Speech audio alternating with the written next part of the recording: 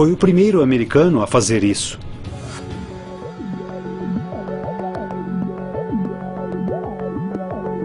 Neste caso, o sentido americano de inovação prevaleceu e o pecado da preguiça foi revisto com mais compaixão. Bem depressa, porém, começaram a tirar proveito desse pecado em constante mudança.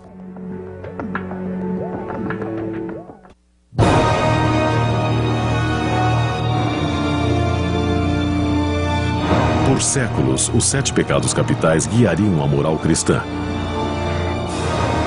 Todos os pecados evoluíram na história, mas nenhum como a preguiça.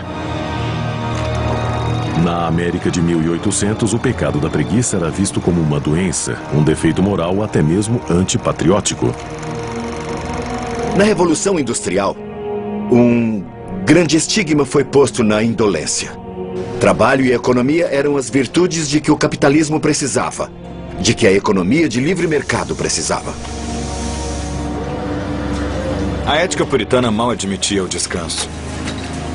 Você tinha que se ocupar, trabalhar para Deus e trabalhar para seu patrão, para quem quer que fosse, para manter a América crescendo e para construir estradas de ferro.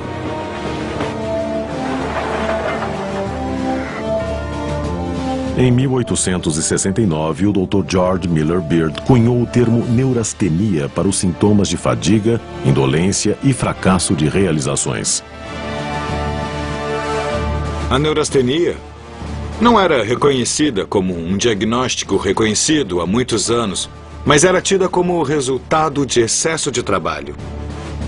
E os homens sofriam muito mais disso do que as mulheres, porque usavam mais seus cérebros. É o que diziam. E na grande tradição americana, inventores e ambulantes criaram curas para o pecado da preguiça. Havia toda espécie de tônicos estimulantes sendo vendidos em carrinhos por vendedores de poções mágicas, em meio a números de entretenimento, com banjos e danças e coisas do tipo. O início do século XX marcou o apogeu dos ambulantes de remédios, que combinavam entretenimento e venda forçada, onde o personagem principal era um tônico que prometia revigorar a vida e curar a preguiça. Pílulas de receita indígena ou de raízes dos pântanos prometiam renovar o sangue e devolver o vigor da juventude. Os ingredientes eram, em geral, secretos. O grande ingrediente era o álcool. Era isso o que fazia as pessoas acreditarem que estavam curadas de verdade, estivessem ou não. Nos anos 1920, a busca da cura do pecado da preguiça se orientou para a tecnologia com aparelhos destinados a reduzir a preguiça. A eletricidade passou a ser a grande droga. Tudo era elétrico. Cintos elétricos, comida elétrica, chapéus elétricos. Outros supostos tratamentos envolviam ondas de rádio, poderosos ímãs e até mesmo água radioativa. Mas para levantar o espírito e reduzir a indolência, nada foi mais popular do que glândulas. Nos anos 1920, uma nova geração de médicos defendia que estímulo e vigor vinham de uma fonte improvável. Ron Squad era professor em Harvard e ele inventou uma emulsão feita de testículos de cobaias e de testículos de cães misturadas. E ele injetou a mistura no próprio braço e disse que era fantástica. Isso se chamou terapia glandular e se tornou cada vez mais bizarra. Um médico francês chamado Serge Voronoff transplantou testículos de macaco em homens, prometendo que recuperariam a juventude perdida e derrotariam o pecado da preguiça. A cirurgia foi muito procurada a ponto de se tornar objeto de cultura popular. Referências a implantes de testículos de macacos apareceram em uma história de Sherlock Holmes e até em um dos filmes dos irmãos Marx. Mas ninguém foi mais bem-sucedido do que o Dr. John Brinkley de Milford, Kansas. Brinkley não precisava de raros testículos de macacos. Ele usava o que tinha por perto, um animal bem conhecido por seu vigor. o bode. Brinkley fez sua primeira operação em 1918 e cobrou $750 para implantar testículos de bode em um fazendeiro. A operação fez tanto sucesso e Brinkley era tão bom de marketing que logo os clientes fizeram fila na frente de seu pequeno consultório. Ele abria as pessoas, colocava os testículos de bode para dentro, às vezes empurrava como se fosse alho em um assado e pronto, dependendo de quanto ele tinha bebido. Com o passar do tempo, ele fez quase 16 mil dessas operações.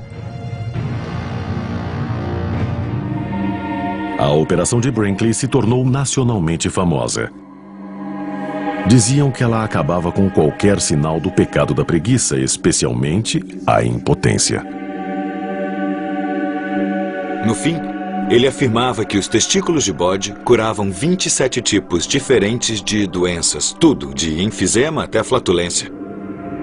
Até que um dia, ele colocou testículos de bode em um senador do Colorado, que afirmou publicamente que se orgulhava muito de usar essas glândulas. Só que ele morreu um ano depois. A fama de Brinkley acabou chamando a atenção das autoridades médicas, que logo descobriram que ele não era nem médico, que havia centenas de queixas de que a operação não surtiu efeito e que pelo menos 42 pessoas tinham morrido na mesa de operações. Isso acabou com a moda glandular e Brinkley e outros charlatães foram afastados. Mas a busca por uma solução mágica para o pecado da preguiça continuou, muitas vezes liderada por empreendedores inescrupulosos.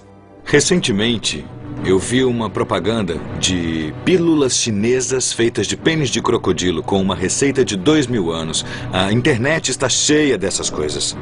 Há milhares de pequenos charlatães reunidos na internet, ou fazendo informes publicitários que passam tarde da noite e que vendem e oferecem esse mesmo tipo de coisa.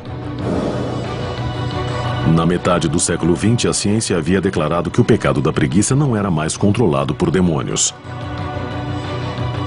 Era uma doença controlável por neuroquímicos e que podia ser localizada no cérebro humano.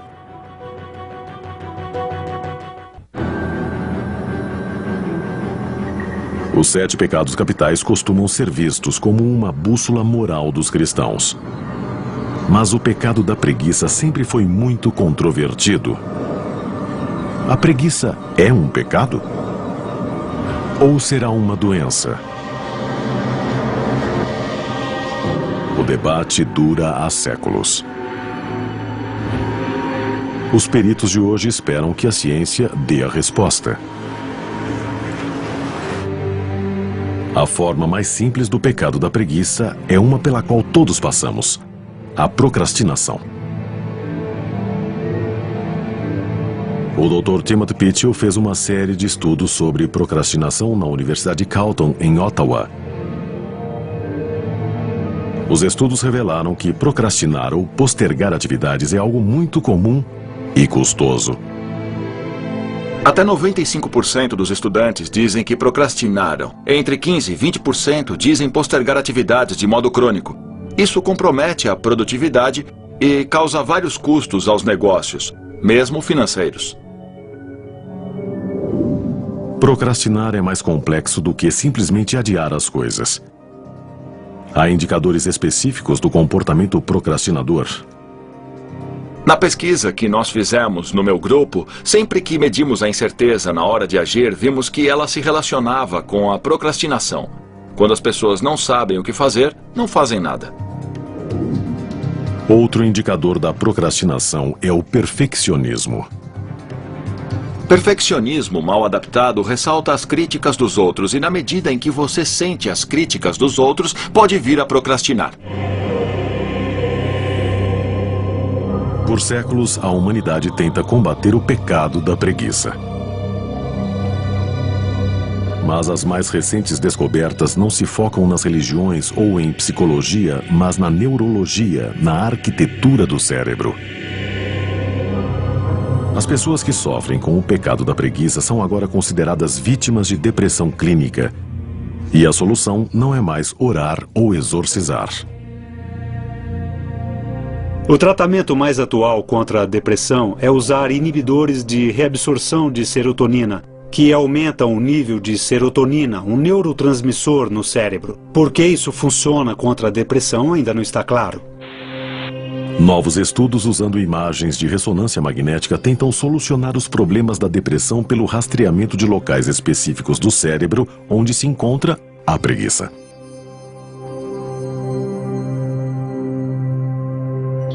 A doutora Ellen Mayberg, da Universidade Emory de Atlanta, começou usando ressonâncias para testes de emoções.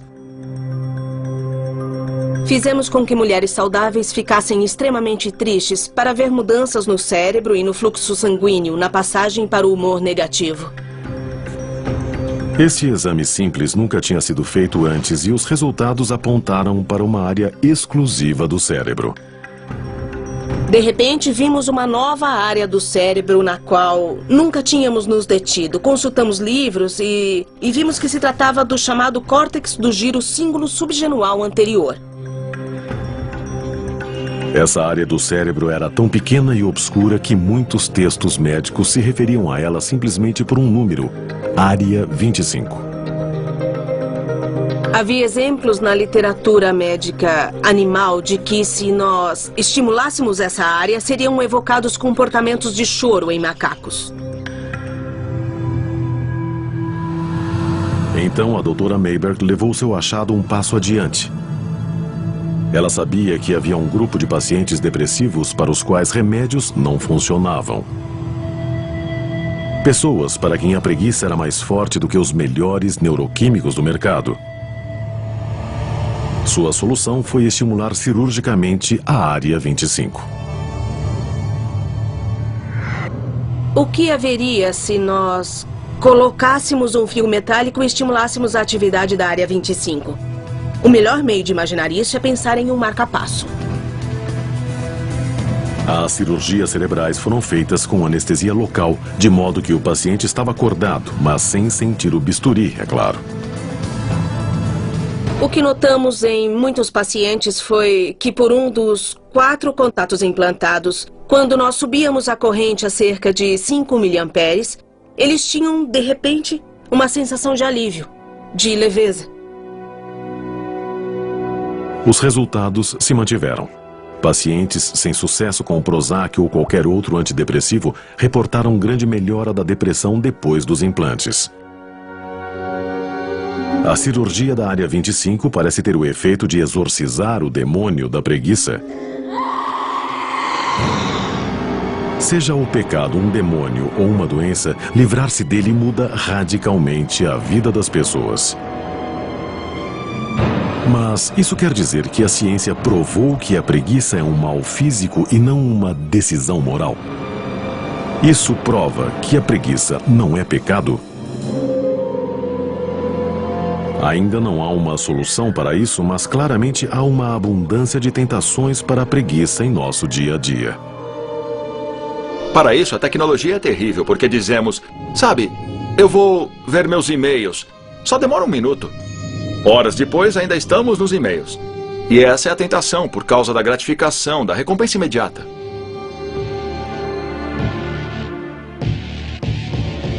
Durante milhares de anos, o pecado da preguiça foi parte da condição humana. Diagnosticada por médicos, denunciada por líderes religiosos e mesmo valorizada por alguns filósofos.